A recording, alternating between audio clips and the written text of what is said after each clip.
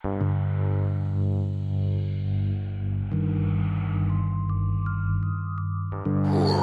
coast to coast.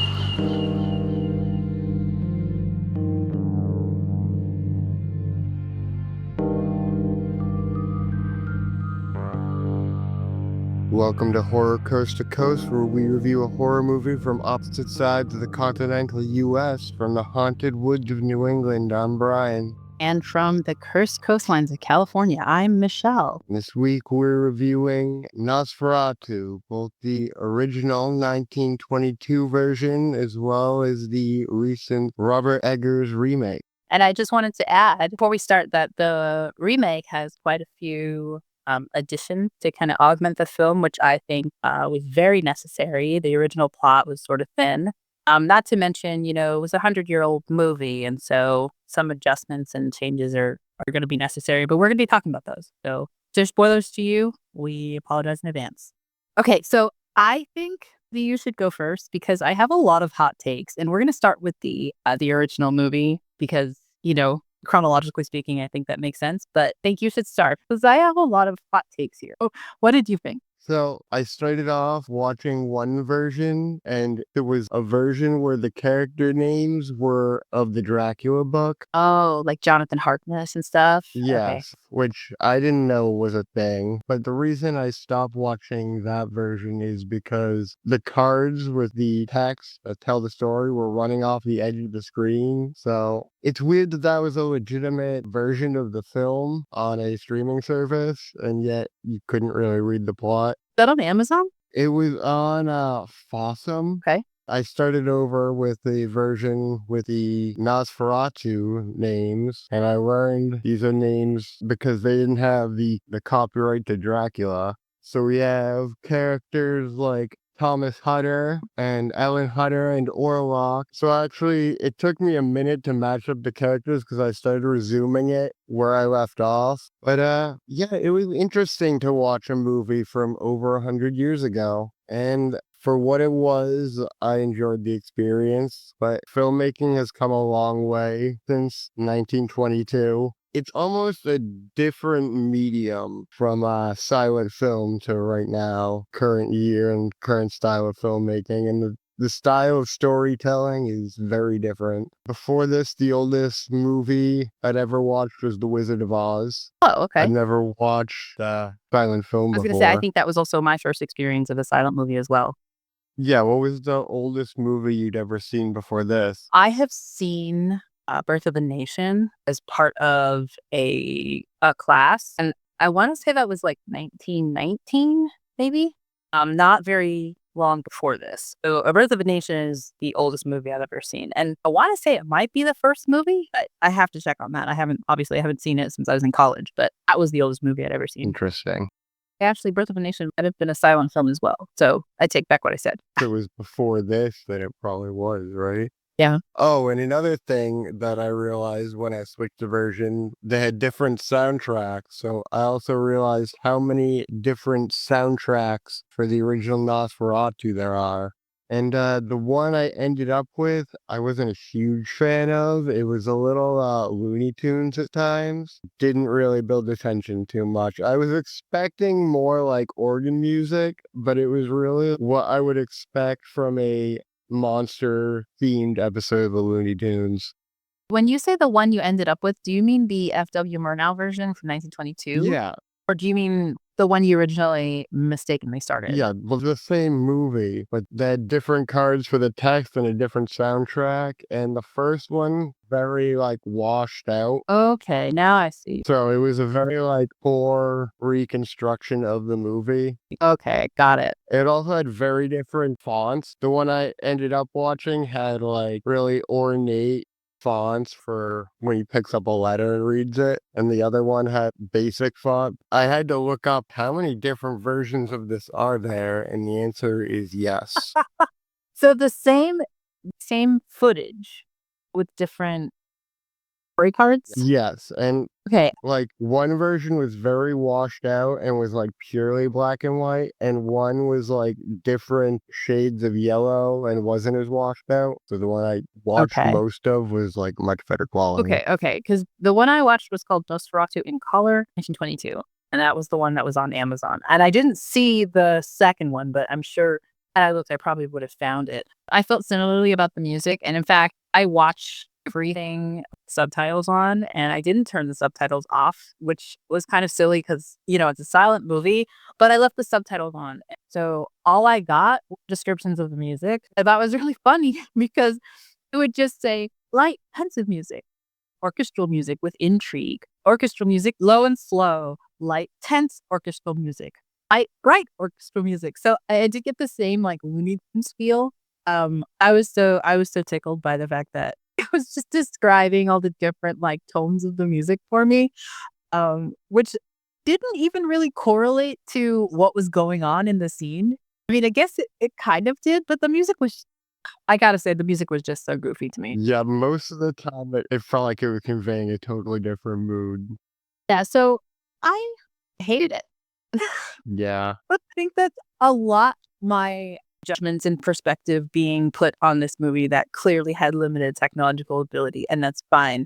This just reminds me of how early cinema was. I think at some point when I was a kid, got a lot of reruns from older shows that sort of harkened back to that era, but I haven't been exposed to that in such a long time that this was just a reminder of how stupid everyone was. Mhm. It's just a reflection of like Victorian sensibilities. You couldn't show your ankle. And so, like, something as risque as a movie like this was like, oh my God, it's the horror movie of like the decade or whatever. So I thought, maybe early cinema was stupid because at that point, society was just stupid. And that's just all I kept thinking. I was like, these people are so dumb. I mean, they could hide things in plain sight, right?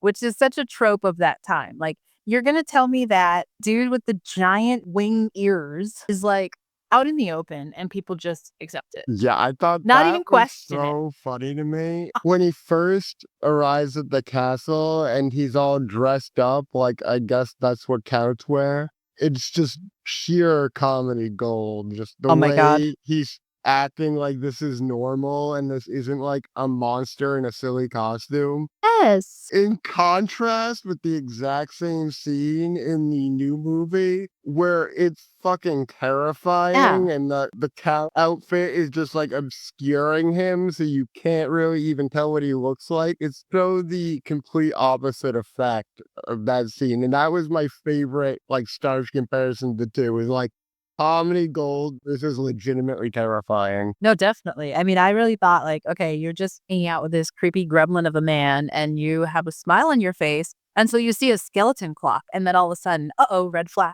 I mean, also, I thought the acting left something to be desired. Maybe that's a little unfair because acting didn't have like such the history that it has now. And maybe these people didn't really know exactly what to do. But I had issues with the acting too. I thought about, a lot of these things haven't shed a lot of the like beliefs of the society. And I don't know what I'm trying to say, but I wrote down, I cannot understand how we've let this kind of stupidity flourish in the name of tradition.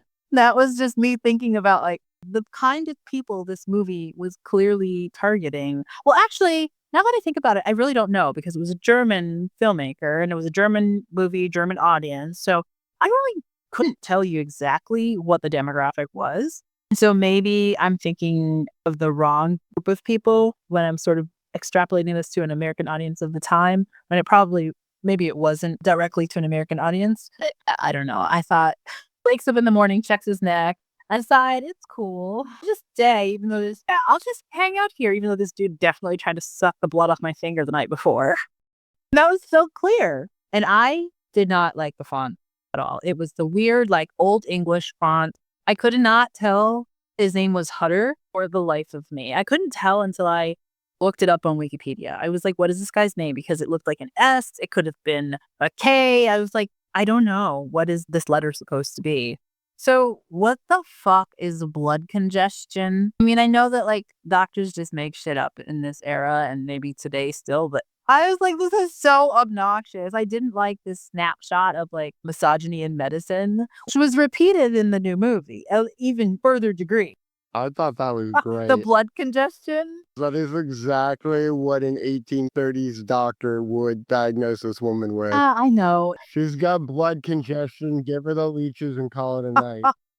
No, I think it's not wrong. I just, like I said, my modern perspective is saying, what the fuck is blood congestion? What are you talking about? And I did mention to you that I did some research on the Romani, and it made me think about this whole um the whole mythology of vampirism in a different way. In common vernacular, we think of the Romani as a group of people who originate in Romania. But as it turns out, we just call them that. It's just a false association, is Romani, Romania. We just associate the two because of the linguistics.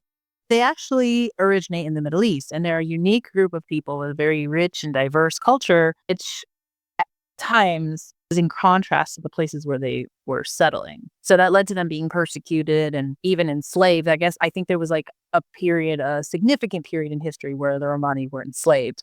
So there's me in this first movie, and even a little bit in the later one, there's this strong like racist underpinning about the origins of Orlok, which at this point I would say it's Dracula, right? So at the origins of Dracula, saying that these people were just so different, they were effectively demonized and dehumanized, and we know that ideas like this are dangerous because it allows people to be cruel and then ignorant and without worrying about effects of their actions, right? And so I start thinking about, okay, so this is one of those stories that's meant to justify the way the public treated this minority population.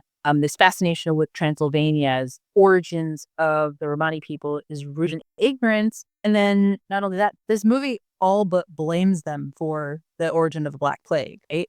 It's like wild. I'm like, okay, I don't know, how much more propaganda could you get? I was Yeah. very, I don't know, I got a little social justicey when I was thinking about it. This entire like mythology of vampirism as we know it is largely based on white Europeans demonizing this Middle Eastern connected culture.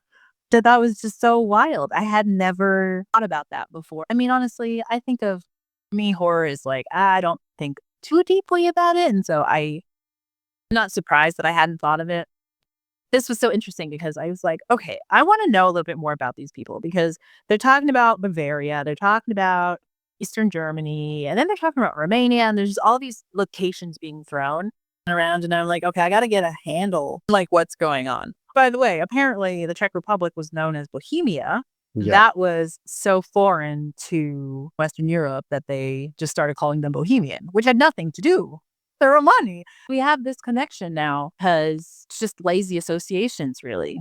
It's lazy associations on top of the fact that we can't wrap our minds around a group of people that aren't tied to a specific place, that aren't tied to a specific ethnicity. They have all these, cultural traditions that are not well understood or shared with the outside world all the time. And so I thought it was a really made me kind of hate the movie a little bit more. But I love being able to tie things like this to real history and explain like why this happened. Oh, and also thought about Dune. So I was like, this is kind of like my experience with Dune. Like I don't know if you know this.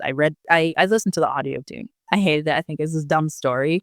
But I completely appreciate it as the source material for like literally all of sci-fi, right? I thought of this in the same way. This is kind of like the Dune for me.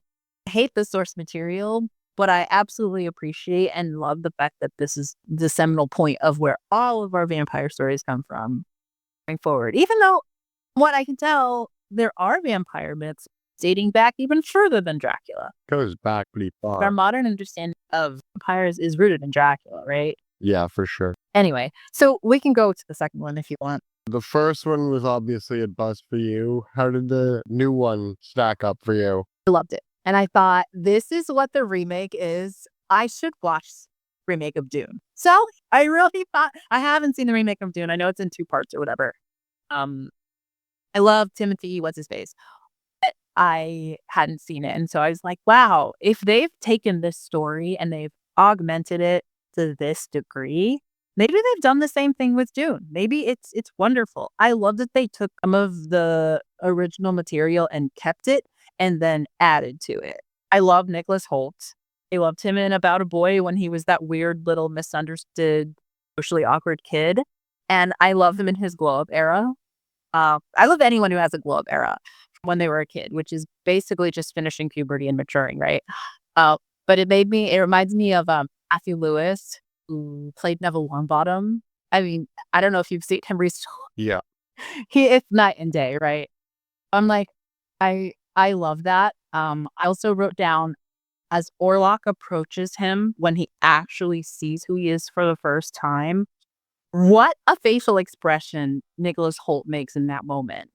He's at the castle and he finally sees him, his face, even though we don't get to see his face. Thought it was so effective that he made that face, and it was like a most horrified expression I've ever seen. I was like, top notch, Nicholas Hoult. I was so happy. Yeah, I love the contrast between like the happy-go-lucky, completely oblivious Hutter of the original and Nick Hoult just shitting his pants for like the entire time he's in a room with Orlok in the new one. I'm really glad that we watched both of them. I don't know how you feel since you hated the first one, but when else do you get to watch the same movie with over a century of filmmaking progress in between it? Just the way that they change things. Like when I was watching the original, I was thinking this does not really work. And then you watch the new one, and it's like, yeah, this makes a lot more sense to my modern sensibilities. That's probably how Hutter should have been reacting this whole time. Oh yeah.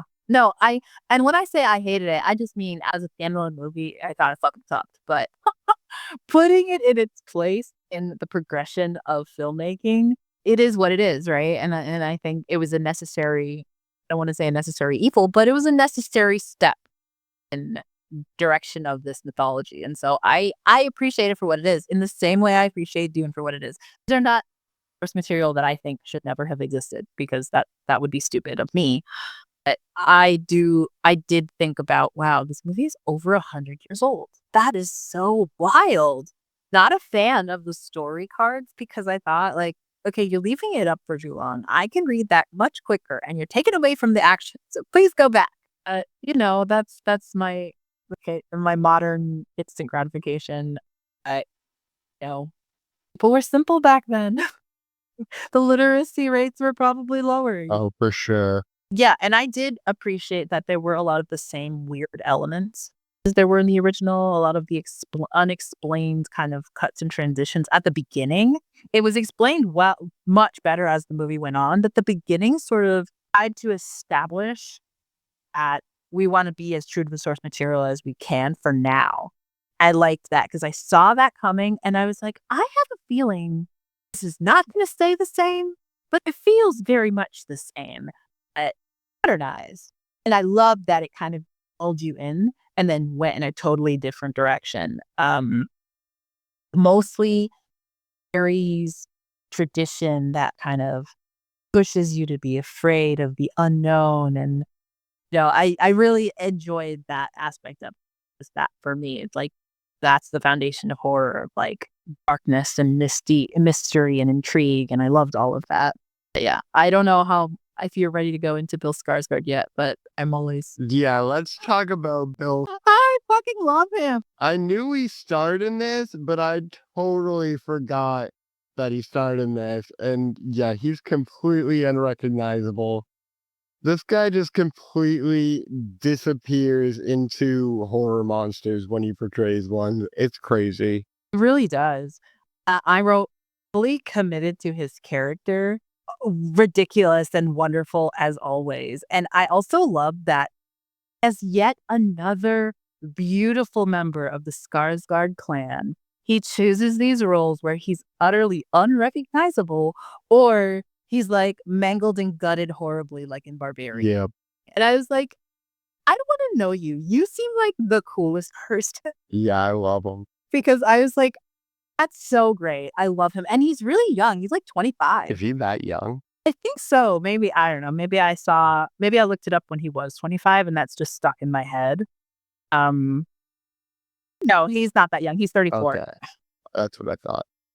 But I found it interesting that like the most culturally ingrained thing about the original is the appearance of Nosferatu, especially being bald and like they decided to go in a different direction even with that, give him hair and a big bushy mustache. That was a bold decision, but he looked badass and scary as hell. Voice too. Oh yeah.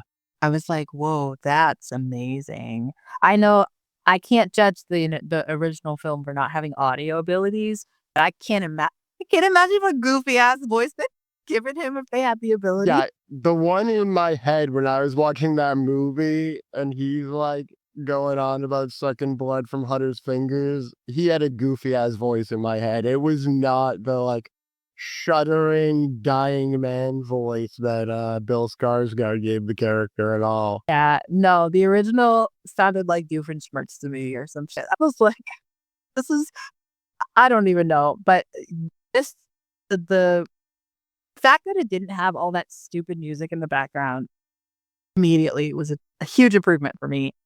And I thought the music was very understated, which I liked a lot because I think a lot of these movies really do benefit when get more of the actual audio of what's happening in the scene versus the overlying music. I was impressed by that. Um, and yeah, the voice. What language was he speaking? Did you bother to look that up? No, I did not look that up. Also love that he was speaking in that language and everyone understood him. It's like, huh, he's definitely not talking English, even though I'm watching the subtitle. But I thought that was pretty cool. Um, the one change from the Orlok mythology versus Dracula, I don't particularly understand the fact that he has an effect on people from a distance. Sort of felt like, and I know they explained it in the end where it was like, oh, in the background, in her past, she consorted with him because she summoned him inadvertently and things like that. But I didn't understand Herr Canuck. I didn't understand that connection. I thought he just had an acolyte with no explanation or rhyme or reason. Just a random person who was his devotee, which I didn't like because I thought the original Dracula was way more effective in that. Granted, there were women that he seduced and turned into a vampire, and they were his like concubines or whatever. I forget. There's a word for them. Actually, I read a book in the middle of a book about just the journal of like one of Dracula's wives, but thought it was more effective to have someone that he had actually come in contact with, that he had influenced or turned or something, be devoted to him, because otherwise he's just recast as like a demon, I guess. And that sort of blurred the line for me. Yeah, it was a very occult demon angle to it. And now that you mention it, how did he know Knock? No idea. Not explained at all, huh? Not explained. It's not explained why he goes from sort of, he was a little bit weird, maybe off, not even that much. And he originally sees and talks to Hutter, and he goes from that to like completely out of his mind. There's no transition there. It didn't really make sense. And I will say that I thought that was the best they could have done with that source material because it's even worse in the original. In the original, he's like just a cartoonish, like crazy guy. He seems like a cartoon character. So you know the second you see him just because of his appearance that it's like, oh, this is the crazy guy. It's going to be goofy. Yeah. There is a part of me that wishes I had been alive at that moment and saw the movie in its original meaning just to really feel what I was supposed to feel. Yeah. So, there was one thing I did notice and I thought, like I audibly said, oh my God, when I saw it, there's a shot of the ship and he is like, okay, you've signed over your wife, the covenant, which I was like, okay, not clear at all. I don't know how you got from this is a property transaction to, I guess, I mean, maybe in that period, women property, house property, it's all the same. Yeah. But yeah, I didn't know how that came. I was like, oh, and you actually signed your wife away. And then Dracula leaves where he is in like East Bavaria to come to Wisburg. And there's a shot of the ships. And it's the same shot from the original film. It's the same kind of like schooner going across the ocean, but it's rendered in a vibrant color and it just looks like they used the same shot. I don't know if they did, but it looked like it. And so when I saw that, I was like, whoa, it's the same shot from the original movie. That's cool. Yeah, there was a few times that I felt like I was looking at the same shot. He definitely like went back and I think he tried to create the shot as accurate as he could, which was just wild to see. Such a stark difference for over 100 years apart. Oh, and I have to say, I loved the addition of Willem Dafoe. First, I thought, okay, he's gonna be goofy, and this is like weird. As much as I love him, he can either go one of two ways. He can be gold in every shape and form, or he can be a little bit wacky and kind of like silly, like Spider-Man. Sorry, Willem Dafoe's The Green Goblin was silly. Or both if it's the lighthouse. Have you seen the lighthouse? Lighthouse, I did not see. Oh, Started watching it, and then I got distracted and never went back to it. he's absolutely both in that movie. Is he? Oh, gosh. So I wasn't sure what to expect, but I loved him here. Thought the plot was so thin and contrived before. Adding him was great. I didn't buy that he was Swiss in any way, but I love the background. I absolutely believe that Willem Dafoe is an expert in the occult and alchemy and supernatural stuff. I think like in his real life, I completely would expect that. But I loved this character. I loved the storyline. I loved that the doctor wasn't like a bad guy. He was just working with what he had in the day, which was tightening the corset and how are her menstruals. Yep. Those are the things he had to work with. He wasn't a bad guy, and he wasn't immediately like, I don't believe this. He was like, actually, I know a guy who may be able to help, and he's kind of out there, but let's talk to him.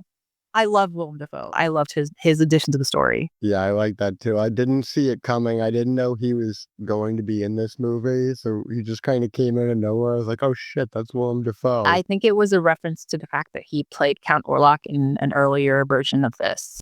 Yeah, I didn't realize there were so many different versions of Nosferatu. I learned that there was a 70s Werner Herzog version. Now I kind of want to watch that one. Oh, I didn't know that. I don't know if I could watch enough first.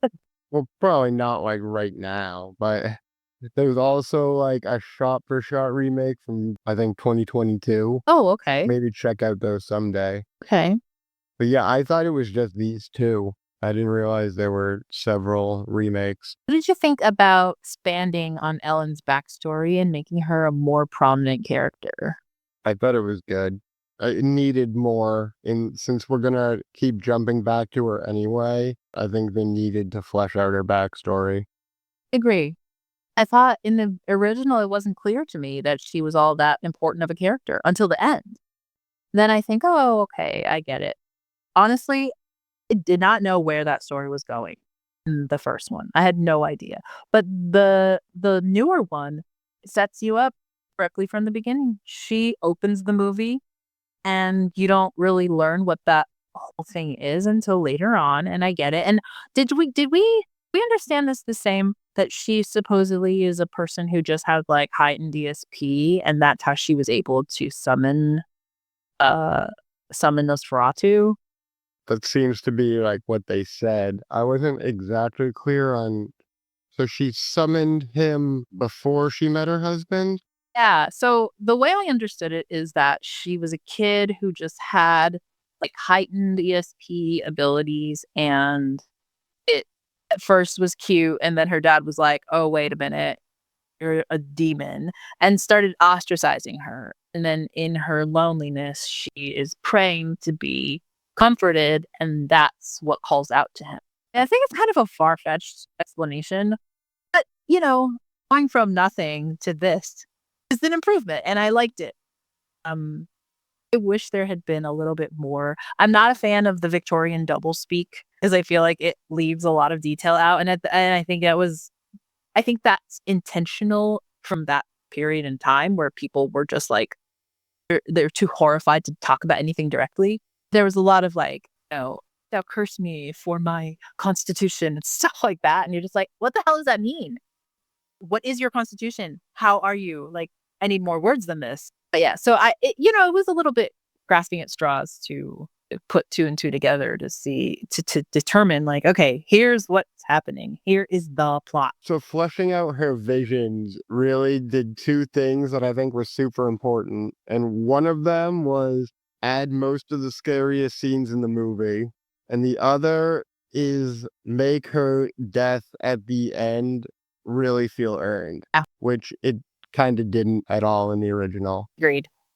I very much thought that her death was it crescendoed her death. It did, and I really thought that that was a good way to end it. And Yeah. and I knew the whole time like she's gonna die, so it didn't feel like tragic. It did feel tragic from Thomas's perspective. You could see that okay, this was something that really was important to him because in the original he doesn't even share all that much connection to her. He just runs in at the end and hugs her and you're like, okay, I guess, yeah, sure, it's your wife. So in name and in status it matters to you, but this you could feel it and you could tell and you knew. I wish we knew a little bit more about why it is that her connection stopped when she met Thomas, because that was like a thing for her that she needed him to be with her all the time because he was the thing that kept Nosferatu away from her, I guess. Did she say that? That he kept the visions away? Yeah, she says at one point that her, actually, I can't remember the word she used, but it was like her affliction ended when she met Thomas. Now that he's gone, it's come back. So I wish they had explained a little bit more about why it was that, or were we just supposed to assume it was because she fell in love genuinely with another person? So really didn't know what was going on with her original interaction with Nosferatu. That was very vague. Yeah. Because it says like, oh, we consorted before. And she says, oh, but I was just a child. And like, okay, when was this? How long ago was this? Because when you were writing to him in the beginning, it looked the same. So I don't know. Yeah, I had the same questions. Yeah. I loved that actress. I thought she did a really great job. I thought it was a little over the top at first. What it led to was very much made a lot of sense. Maybe if she had laid it on a little bit thinner at the beginning and then led up to that, because she was wackadoo from the get-go. Yeah. It was more than just my Thomas is gone. It was just visions of death and all this stuff. And it wasn't clear that these things are happening to me because he's gone. So I don't fault it too much for that because, like I said, I think the original material it had not a lot to work with, and they had keep as true to the original story. They had to take a few liberties and like leaving some things out and leaving some things up to our imagination. Par for the course, and I'm okay with that. Yeah. What about Harding? Yeah, so I was actually just gonna mention him because I think part of why she was so over the top at the beginning was so we kind of get Harding's perspective on him just thinking she's hysterical. And so she's like overacting a little bit. It gives you a little insight into how he sees it, like, oh, she's so dramatic. And then later, as she develops, we get that, well, she's pretty much right. But yeah, Harding, he was interesting. I feel like he kind of fell off at the end, but I was pretty impressed with the character because I thought he reeks of rich baron because he was like a shipyard heir. And he was heir to the shipyard company and he'd taken over from his dad. He was extremely wealthy. He had all the making of being super toxic character. He wasn't. He was very doting on his wife. He was very like concerned with his friend's wife. But he could have just been like, just lock her up somewhere. She's not my problem. And he was like, I'll pay whatever it costs because this is important to not only my wife because they're friends, but also one of my friends. I wasn't even clear how close they were. I mean, they must be because the wives were friends, but it sounded like they weren't all that close, but maybe they were. Maybe we've just grown tired of those kind of old stuffy British rich characters, and the director was like, we don't need that. Let's just have him be a decent dude that bad stuff happens to. yeah. And he's trying his best to cope. Yeah, And he withstands a lot, right? You think he's going to be like, you're all nuts right away, but he doesn't. He like lets it kind of come and he's just, okay, sure, this is the theory. But at the time where he's with the doctor and Willem Dafoe's character and his wife has taken ill and he's finally like, get the fuck out of my house. I was with him. I was like, all right, guys, get the fuck out of this house. I'm there with you because he's really put up with a lot. And now his wife is sick. And it just felt, I really liked it. I loved it. And I agree with you that he fell off at the end. I really liked he was incorporated in that story and his backstory kind of expanded. yeah, he felt really nuanced up until he lost it all, and then he didn't really have a very satisfying conclusion. Especially since Thomas was like, where did Harding go? My God, he's grieving. He's going to go off the deep end. But what did he do? Went to her grave. Went to her grave and contracted the plague and died with her. I don't know if that's all extreme. Yeah. Yeah, I would say that was among the least satisfying parts of the movie, just where that ended for him. I thought he was going to go on the Orlok hunt with them. Thought that would have been interesting. Yeah. That would have been a good way to keep him in the story. Have him go and have him be on this vengeful hunt for this thing because even though he doesn't believe in it, he just needs to do something since he's just lost everything. I would have absolutely been like, okay, this works. Anyway, so, and then we have our ending. And I have to say, that was the scene that grossed me out the most. Yeah. Yeah. And also Lily Rose Depp. I don't know why her name slipped. Oh, right. It's my mind, but that was Lily Rose Depp. And I just, the ending, I'm fine with the scene of like demon consorting with this half naked, beautiful young girl or young woman or whatever. I can stomach that. What I couldn't stomach is the gross flesh eating sounds as he was biting through the middle of her chest. I didn't understand if he was supposed to be sucking her blood or actually like chewing parts of her. The way the scene unfolded, because it was just so like dark, visually dark, I really had a hard time telling. Yep. To the end when you're like, I guess I can't tell. Did he literally eat her heart out? Is that supposed to be like, that's supposed to be the message we're getting? Or is he just eating her blood in a very inconvenient spot?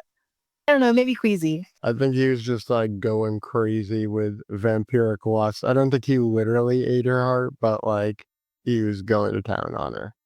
Foul. Yeah, Nasty. that was nasty. But the part where he burns alive was sick as hell. That was pretty cool. Much better than the just fading away, which I'm sure was cutting edge technology in 1922, but they definitely stepped it up for the remake. Oh yeah. I like that though. Like both. I like both of his explorations because I think the original is where we get the sun comes up and then vampires just poof explode. And I've always loved that. I've always thought that was just like the ultimate weapon that people have against vampires, right? And then I liked this remake because this was scary. This was like, are they going to come in and see his body finally for the first time? And that's exactly what happens. It was very satisfying. It was very like, finally, we never see him clearly throughout the entire movie. Covered in hoods. He's hiding under darkness. He's in shade. And then at the end, it's like, boom. Not only was he not even that badass because he was just a skeleton the whole time, but also just see him and his grotesqueness. I thought that was extremely effective. I wasn't so happy with is the ending with Willem Dafoe holding a cat with the light shining through the window. I was like, no. But I don't know if we needed that. We could have stopped. We could have stopped at them panning out at their body. Maybe Hollywood can't show half nakedness at the very end of a mainstream movie or something. Yeah. Anyway, overall, I'm going to say 4 stars. Yeah, I think I'm going to give this 5. I think, I don't know how much more he could have done to stay faithful, but also just make his own masterpiece. I just gotta say, Robert Eggers is the modern master of the period piece for me. I'm so picky about selling a period, and he just kills it. Oh, he did The Witch, right? Yep. Oh, I loved that movie. I loved it so much. Gotta see The Lighthouse. I know I have to see The Lighthouse, but The Witch, you're absolutely right. That was such a good movie. And I wrote a review for that at one point, and I was like, look, if you are not from New England, I'm not going to hard recommend this movie to you. But if you are from New England, you got to watch. And it's just because being from New England, you have that history, that backstory of like Quakerism and witch hunting and all that stuff. And so you kind of, it's just in your residual memory. And so this movie for me was like, oh my God, yes, this is everything. I don't know. I ate that movie up. I loved it so much. Loved it so much. I definitely wrote a review that was like, it's not for everyone because I feel like you have to be intellectual horror inclined to move slowly. There's a lot of details that if you're really not aware of that stuff, you're going to miss. You're not going to think of it as being all that significant. But man, that don't have to talk about The Witch. But I loved it. I didn't even think about the period piece aspect of it. I thought he did a great job. I was really impressed by that. So still staying with 4 stars though. Everyone he cast just has the right face for this period. Like Nicholas Hoult and Willem Dafoe, they got real 1830s faces. Like, I don't know what it is, but they just fit so well. And sometimes you see a person in a period piece and it's like, nah, they're from 2001. I can't. Well, I will say, I think that Nicholas Hoult has being British going for him. I feel like it's a big stereotype that Americans have of British people, that they're all from like the 1800s. So I think it just works and it falls into place. It feeds those stereotypes we have. No, I think you're right. There are definitely some people that have a modern face, and you can just can't divorce yourself from that when you see them. So it was good. And like I said, I think works in roles like this. I think he this is a good offshoot to where he started from in About a Boy, right? Very nice. So next week Abigail. Yes. I just say that I looked it up yesterday on Amazon and it's classified as comedy drama. And that's so crazy. I haven't seen it yet, but it's wild comedy. Not at all deserving of a straight comedy label. So yes, I have already seen this, but I am watching it again. This is the second time I'm going to be watching it. I'm excited to know what Brian will have to say about it, and I'm excited to talk about it next week. All right. More vampires. Or vampires, yes.